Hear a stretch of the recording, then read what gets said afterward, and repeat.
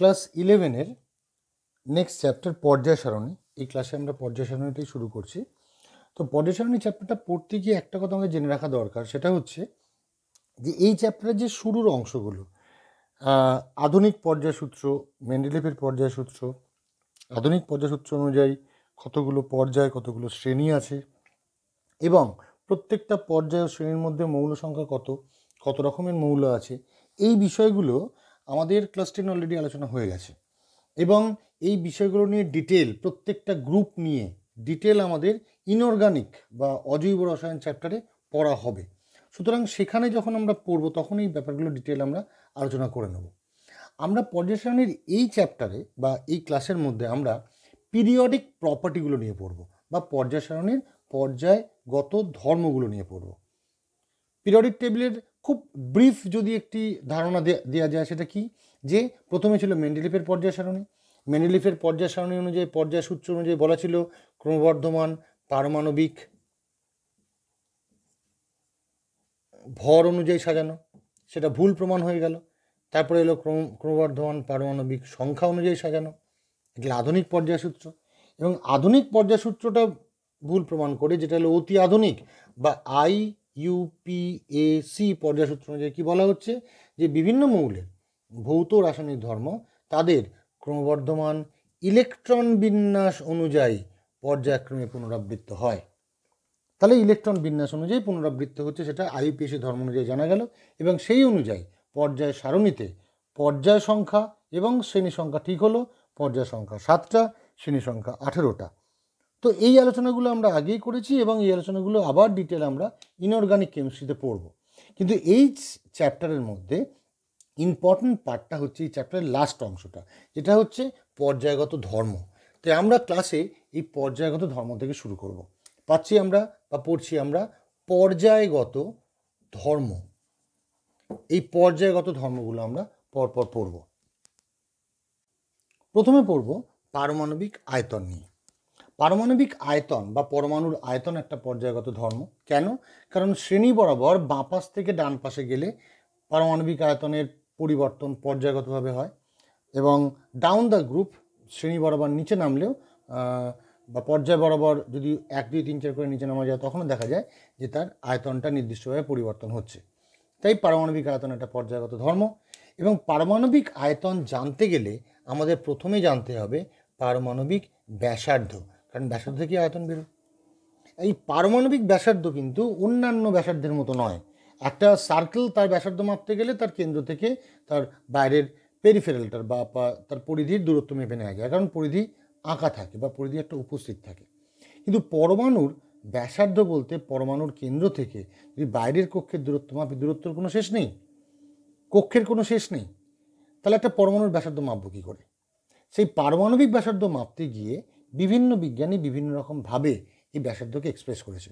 যেমন ব্যাসার্ধ, প্রথম ব্যাসার্ধ ক্ষেত্রে বলা হচ্ছে, সেটাকে বলা হচ্ছে পারমাণবিক ব্যাসার্ধ। ব্যাসার্ধ কী করে বলা হচ্ছে, কাকে বলে পারমাণবিক ব্যাসার্ধ? যে কোনো একটা পরমাণুর কেন্দ্র থেকে, মানে নিউক্লিয়াস থেকে তার শেষ কক্ষের দূরত্বকে বলছে পারমাণবিক ব্যাসার্ধ। সিম্পল, শেষ কক্ষের দূরত্ব। আমরা বোরের তত্ত্ব অনুযায়ী যে কক্ষের ব্যাসার্ধ বের করার যে সূত্র পেয়েছিলাম, সেই সূত্র থেকে আমরা পারমাণবিক ব্যাসার্ধ পেয়ে যাব। এটা কিছু বিজ্ঞানীর মত। কিছু বিজ্ঞানীর মত বলছে না, ব্যাসার্ধ অনেক রকমের হয়। যেমন প্রথম হচ্ছে আয়নিক ব্যাসার্ধ। আয়নিক ব্যাসার্ধ কীরকম? যেমন একটা ক্যাটায়ন হোক বা অ্যানায়ন হোক, যখন সেই আয়নটা তৈরি হয় তখন সেই আয়নের কেন্দ্র থেকে তার বাইরের কক্ষের দূরত্বকে বলছি আয়নিক ব্যাসার্ধ।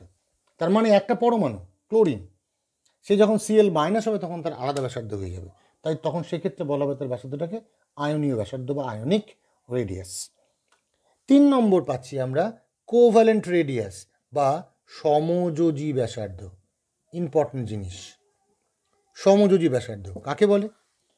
এটা সাধারণত সমযোজী মৌলের ক্ষেত্রে বা যৌগের ক্ষেত্রে প্রযোজ্য। বলছে দুটো পরমাণু যখন পরস্পর সমযোজী বন্ধনে আবদ্ধ হয়, সমযোজী বন্ধনে আবদ্ধ হওয়া মানে কি, তাদের বাইরের কক্ষগুলো ওভারল্যাপড হওয়া বা অভিলেপিত হওয়া। তবে দুটো পরমাণু যখন পরস্পর সমযোজী বন্ধনে আবদ্ধ হয়, তখন তাদের কেন্দ্রদ্বয়ের দূরত্বের অর্ধেককে বলা হচ্ছে তার সমযোজী ব্যাসার্ধ। দুটো পরমাণু যখন পরস্পর সমযোজী বন্ধনে আবদ্ধ হচ্ছে তখন তাদের কেন্দ্রদ্বয়ের দূরত্বের অর্ধেককে বলা হচ্ছে তাদের সমযোজী ব্যাসার্ধ। তাহলে এটা হলো আরেক রকমের ব্যাসার্ধ। কিন্তু যে ব্যাসার্ধটা প্রকৃতপক্ষে একটা মৌলের পরমাণুর ব্যাসার্ধ হিসেবে বিবেচনা করা হয়, যেটাকে সবথেকে বেশি সংখ্যক বার সবথেকে বেশি জন মানে, তার নাম হচ্ছে ভ্যান ডার ওয়ালস ব্যাসার্ধ। Van der Waals, van der ওয়ালের ব্যাসার্ধটাই হচ্ছে প্রকৃতপক্ষে ব্যাসার্ধের এক্সপ্লানেশন। ভ্যান ডার ওয়ালসের মত অনুযায়ী দুটো পরমাণু যখন মুক্ত অবস্থায় থাকে তখন তারা পরস্পরের কাছাকাছি আকর্ষণের ফলে আসে যখন কেউ কাউকে স্পর্শ করতে পারে না, কারণ পরমাণুর মাঝখানে নিউক্লিয়াস, চারপাশে ইলেকট্রন, অন্য পরমাণুরও মাঝখানে নিউক্লিয়াস, চারপাশে ইলেকট্রন, ফলে কেউ কাউকে স্পর্শ করে না। তারা সব থেকে ক্লোজেস্ট অ্যাপ্রোচে আসে, সব থেকে কাছাকাছি অবস্থানে আসে, এবং আসার পরে এই ইলেকট্রন কোর বা বাইরের ইলেকট্রনগুলোর বিকর্ষণে আবার দূরে চলে যায়। এই যে মাঝখানের ফাঁকা অংশ, এই ফাঁকা অংশটা কিন্তু অন্য কোনো পরমাণু প্রবেশ করতে পারবে না। এই পরমাণুর চারপাশে যে ফাঁকা অংশ, এই ফাঁকা অংশ অন্য কোনো পরমাণু প্রবেশ করতে পারবে না, কারণ যে পরমাণু আসবে তাকে এই পরমাণুটা বিকর্ষণ করে দূরে পাঠিয়ে দেবে। ভ্যান ডার ওয়ালস বলছেন এই ফাঁকা অংশটাকেও আমরা এই পরমাণুর ব্যাসার্ধ হিসেবে বিবেচনা করব, যাকে বলা হয় মিন ফ্রি পাথ, গড় মুক্ত পথ। এই ফাঁকা অংশটাকেও আমরা এর ব্যাসার্ধ রূপে বিবেচনা করব। তার কারণ কি? কারণ এই ফাঁকা অংশটা এর নিজের অংশ, এর ওপরই ডিপেন্ড করছে ফাঁকা অংশটা কতটা হবে। তাই ভ্যান ডার ওয়ালস বলছেন যে যখন দুটো মুক্ত পরমাণু পরস্পরের সব থেকে কাছাকাছি অবস্থানে থাকবে তখন তাদের কেন্দ্রদ্বয়ের দূরত্বের অর্ধেককে বলা হবে ভ্যান ডার ওয়ালস রেডিয়াস বা ভ্যান ডার ওয়ালস ব্যাসার্ধ। অর্থাৎ ভ্যান ডার ওয়ালস ব্যাসার্ধের ক্ষেত্রে বাইরের অবস্থানটা বা বাইরের ফাঁকা অংশটাও বিবেচ্য। তাহলে এই গেল 4 রকমের ব্যাসার্ধ। বুঝতেই পারছি সব থেকে বড় ব্যাসার্ধ হচ্ছে ভ্যান ডার ওয়ালস ব্যাসার্ধ, কারণ বাইরের অংশটা ইনক্লুডেড। সব থেকে ছোট হচ্ছে সমযোজী ব্যাসার্ধ, কারণ সেক্ষেত্রে কক্ষ দুটো পরস্পর অভিলেপিত হয়েছে। তো এই হলো পারমাণবিক আয়তন বা পারমাণবিক ব্যাসার্ধ সম্পর্কে ধারণা। এবং পারমাণবিক ব্যাসার্ধ যত বাঁ পাশ থেকে ডান পাশে যাওয়া যায় তত পারমাণবিক ব্যাসার্ধ কমতে থাকে, যেটা যে ব্যাসার্ধই হোক সে ব্যাসার্ধটা কমতে থাকে। নাও কেন কমতে থাকে? যদি আমরা বাঁ পাশ থেকে ডান পাশে যাই, যে কোনো একটা পর্যায়ে নেওয়া যাক, লিথিয়াম বাঁদিকে, বেরিয়ে লাস্টে হচ্ছে fluorine, lithium, beryllium, boron, carbon, nitrogen, oxygen, fluorine. বাঁ পাশ থেকে ডান পাশে গেলাম। এক্ষেত্রে লিথিয়াম তার ইলেকট্রন বিন্যাস হচ্ছে 1s2 2s1, ফ্লোরিনের হচ্ছে 1s2 2s1 2p5, কিন্তু দুজনের ক্ষেত্রেই কিন্তু কক্ষ সংখ্যা সেম।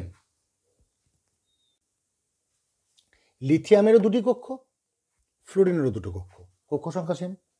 কিন্তু লিথিয়ামের কেন্দ্রকে প্রোটন সংখ্যা 3টে, ওয়ারাস ফ্লোরিনের প্রোটন সংখ্যা হচ্ছে 5 6 2 8, 8টা। তাহলে লিথিয়ামের দুটো কক্ষকে 3টে প্রোটন টানছে, ফ্লোরিনের দুটো কক্ষকে 8টা প্রোটন টানছে, আকর্ষণ ক্ষমতা বেশি। তাই বাঁ পাশ থেকে ডান পাশে যত যাওয়া যায় তত কার্যকরী নিউক্লিয় চার্জ, এফেক্টিভ নিউক্লিয়ার চার্জ বেড়ে যায়। তার ফলে কি হয়? নিউক্লিয়াসের বাইরের কক্ষের প্রতি আকর্ষণটা বেড়ে যায়, ফলে ছোট হয়ে যায়, পরমাণুর আয়তন কমে যায়, ব্যাসার্ধ কমে যায়। এই জন্য যতই বাঁ পাশ থেকে ডান পাশে যাব তত পারমাণবিক আয়তন কমতে থাকে। ফ্লোরিনের পারমাণবিক আয়তন সবচেয়ে কম। এই প্রসঙ্গে বলে রাখা দরকার, ফ্লোরিনের পরে আছে নিয়ন। তাহলে নিয়নের আকার আরও কম হওয়া উচিত, কিন্তু নিয়নের বা একই পর্যায়ের যে নিষ্ক্রিয় মৌলটি আছে তার আকার কিন্তু ওই পর্যায়ের মধ্যে সব থেকে বড় হয়। কেন সব থেকে বড় হয়? এর পেছনে কারণটা অন্য। এর পেছনে মূল কারণটা হচ্ছে যে নিয়ন বা যে কোনো নিষ্ক্রিয় মৌলের ইলেকট্রন বিন্যাস হচ্ছে স্থায়ী, মানে বাইরের ইলেকট্রন সম্পূর্ণ ভর্তি, ফিল্ড। সম্পূর্ণ ইলেকট্রন বিন্যাসটা বা বাইরের কক্ষটা ইলেকট্রন দ্বারা সম্পূর্ণ ভর্তি হওয়ার জন্যে সেই নিউক্লিয়াসের আকর্ষণে ইলেকট্রনগুলো কাছাকাছি আসতে পারে না, কারণ নিয়নের যেরকম বাইরের কক্ষে মোট 8খানা ইলেকট্রন তাদের নিজেদের মতো করে সাজিয়ে থাকে। ফলে যখন নিয়নের নিউক্লিয়াসে সেই বাইরে 8টা ইলেকট্রনকে টানে তারা কাছাকাছি আসতে পারে না, কারণ আসার জায়গা থাকে না। তাই বাইরের কক্ষে স্থায়ী ইলেকট্রন বিন্যাস থাকার জন্যে নিয়নের আকার ছোট হয় না। এই জন্যে একটা পর্যায়ের নিষ্ক্রিয় মৌলের আকার সেই পর্যায়ের মধ্যে সব থেকে বড় হয়। এটা হচ্ছে অল অ্যাবাউট অ্যাটমিক রেডিয়াস, প্রথম পর্যায়গত ধর্ম পারমাণবিক আয়তন।